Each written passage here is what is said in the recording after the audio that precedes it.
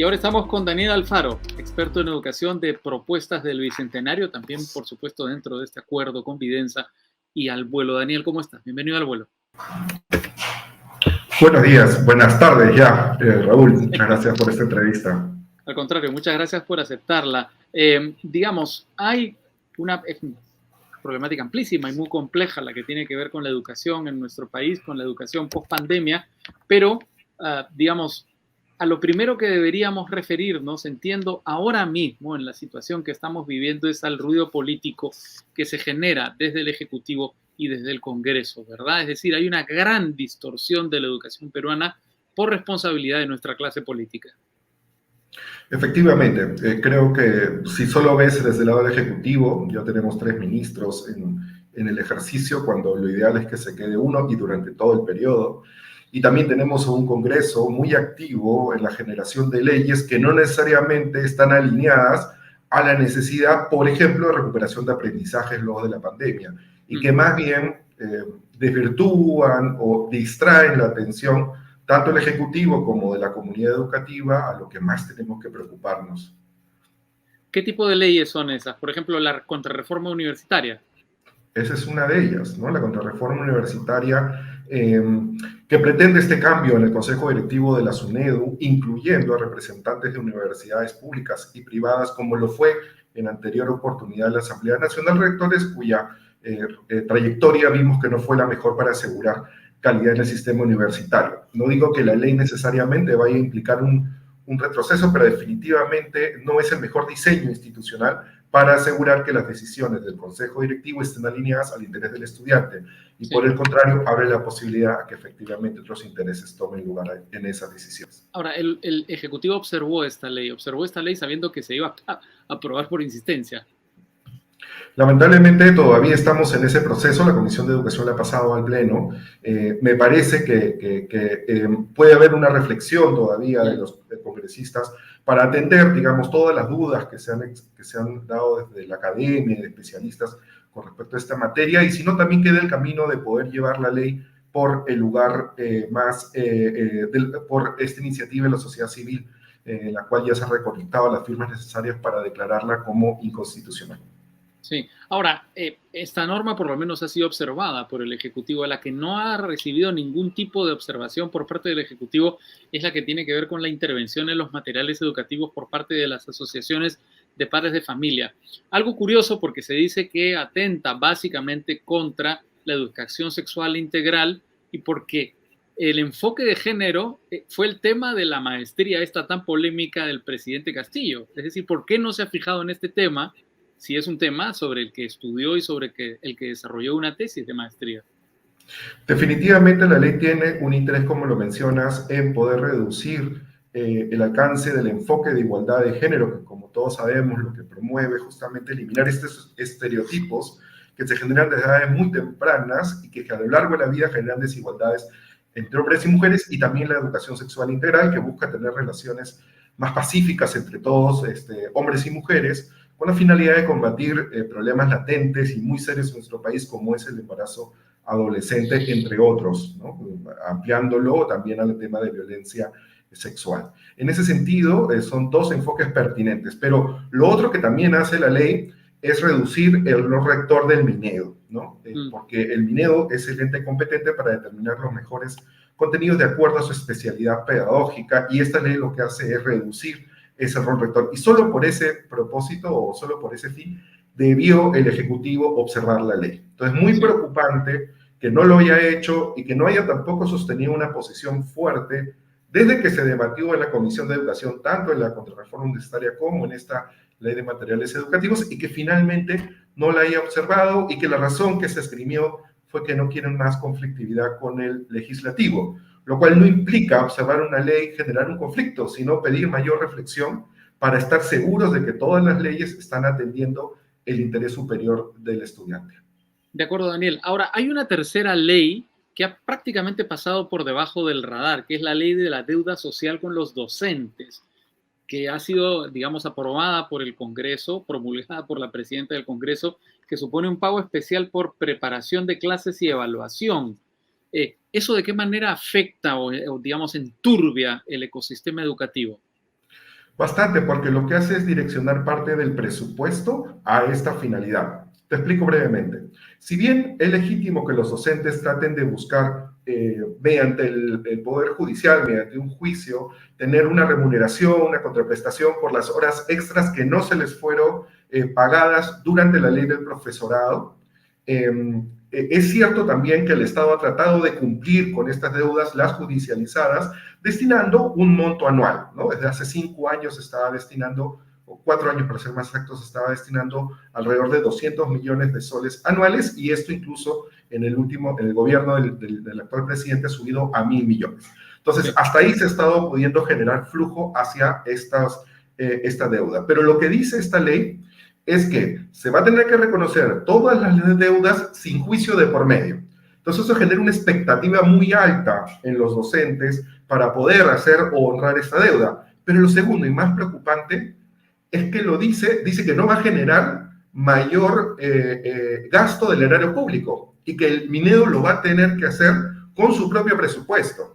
Entonces significa que el Minedo va a tener que priorizar el pago de esta deuda frente a otros temas, como por ejemplo materiales educativos, capacitación docente, educación superior docente, y todas estas condiciones demostradas que son necesarias para recuperar los aprendizajes en nuestra peor crisis educativa luego de 2 años de escuelas cerradas. Entonces me pregunto si esta es una prioridad que debería darse en el gobierno de cara a la coyuntura con la que estamos pasando, o debió haberse afrontado desde otra estrategia. Ahora, estos temas están acaparando la atención de la opinión pública y le están restando atención a los temas realmente importantes, como son, por ejemplo, la recuperación del aprendizaje luego de la pandemia. Es decir, virtualmente es imposible adquirir la misma cantidad de información, de conceptos y de conocimientos que presencialmente. Es decir, hay un retroceso en el aprendizaje de los estudiantes en estos años de pandemia. No estamos concentrados en eso, estamos en pleitos políticos, no en nuestros docentes, en nuestros alumnos. Totalmente de acuerdo, Raúl. Para muestras, hoy día, ¿no? Por el paro de Bueno, con el paro, claro. exactamente, ¿no? Con el paro de transportistas, que ayer ya se redujo solo al de carga, se ha estado activando en en 8 regiones, por lo menos, y en varias subgeles, la posibilidad de volver a clases remotas, ¿no?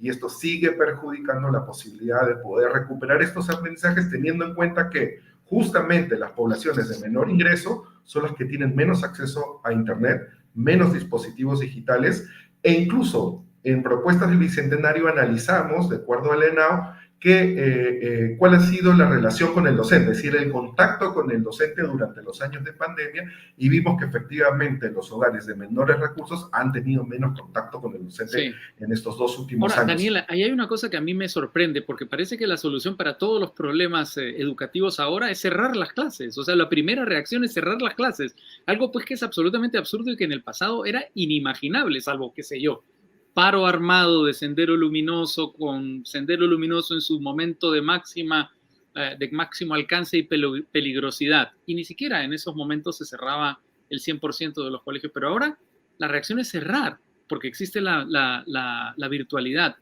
Pero, no sé, estamos cambiando los paradigmas y estamos confundiéndonos un poco por lo que ha ocurrido con la pandemia. Estamos confundiéndolo totalmente. Hasta por el partido de fútbol cancelábamos clases, ¿no? Es verdad, sí.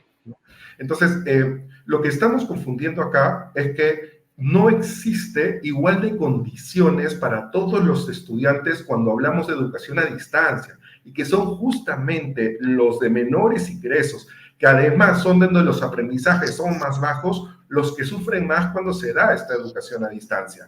Más allá de eso, incluso en los hogares donde hay condiciones de acceso, no se puede prever una virtualidad de la noche a la mañana, porque tampoco hay las condiciones, por ejemplo, del aprendizaje autónomo, que es una competencia necesaria para que los aprendizajes se puedan dar en remoto, y es una competencia que no se desarrolla de la noche a la mañana. Por ello, esta virtualidad que ha venido a quedarse y que ha venido a complementar la presencialidad no debe ser tomado como un sustituto, sino como un complemento. Y más aún luego de 2 años de escuelas cerradas, no deberíamos perder una sola hora de clases presenciales, y es lo que estamos haciendo desde el inicio de año. Claro, y lo que estamos registrando es, por ejemplo, una gran presión, un gran estrés sobre los primeros años de secundaria, porque son los años en los que hay que recuperar muchos de los conocimientos que no se adquirieron durante la primaria, ¿verdad? Efectivamente, Raúl, qué bueno que lo menciones porque acá hay un problema doblemente complicado. Antes de la pandemia, tuvimos en el 2017 dos fenómenos adversos en el mismo año. Un fenómeno de niño prolongado y una huelga de maestros prolongada.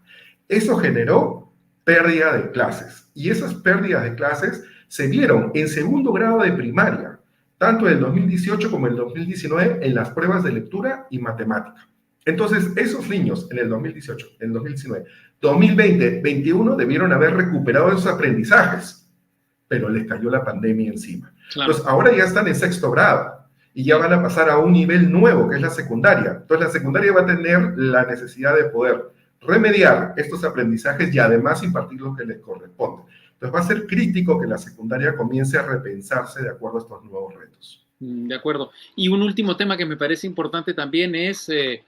digamos, el impacto que ha tenido en la transición de la educación superior de la educación secundaria a la superior, que la cifra que tengo, no sé, corrígeme si es falsa, ha caído del 35% al 20%, es decir, a casi la mitad.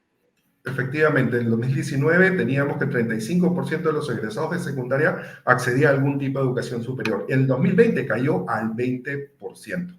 ¿No? Ese fue un gran golpe. Luego vino una recuperación, es cierto, en la matrícula que ya la vamos a ver en 2021 y 2022, pero las universidades y los institutos están siendo los últimos en regresar a la presencialidad. Mira, la educación básica ha estado entrando antes y ahí es donde necesitamos también generar mayores condiciones, pero sobre todo de acceso. Y para eso también la secundaria tiene un nuevo reto, ¿no? Cómo mejorar las competencias de cara a poder darle mayor facilidad hacia esa transición a la superior. Y no quisiera cerrar sin mencionar el mayor punto de dolor, que es la inicial. La inicial se ha caído fuertemente y todavía no se ha recuperado. Ha caído el 86% de tasa neta de matrícula, lo cual significa más o menos lo que teníamos hace 7 años.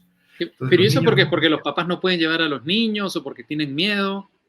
La educación inicial lamentablemente tiene todavía una poca valoración, eso pasa en el Perú y en el mundo, ¿no? El ciclo de 3 a 5 años todavía no tiene un posicionamiento fuerte, pero lo segundo es que claramente a la distancia es muy difícil llevar educación inicial. Si ya es difícil para un niño de primaria, de secundaria, para un niño de 3 a 5 años, a través de Zoom, a través, es imposible. Además, su desarrollo es psicomotriz, ¿no? Entonces tiene que tener también un contacto con el docente y un manejo del cuerpo. Acuérdate que nosotros empezamos a aprender con el cuerpo, ¿no? Sí. Y esa etapa es vital para asegurar un desarrollo a lo largo de la vida. De 1 a 7 años es la mejor inversión que podemos hacer en nuestro Perú, ¿no? Y es la que menos se está haciendo, porque como te estoy diciendo, ha habido el mayor impacto en la caída de la matrícula justamente en ese cohorte de edad, ¿no? Entonces creo que inicial es el mayor dolor que tenemos, y como son los más pequeñitos, son los que menos pueden hablar y a los que menos podemos escuchar, ¿no? Y es por eso importante siempre traer su voz al centro.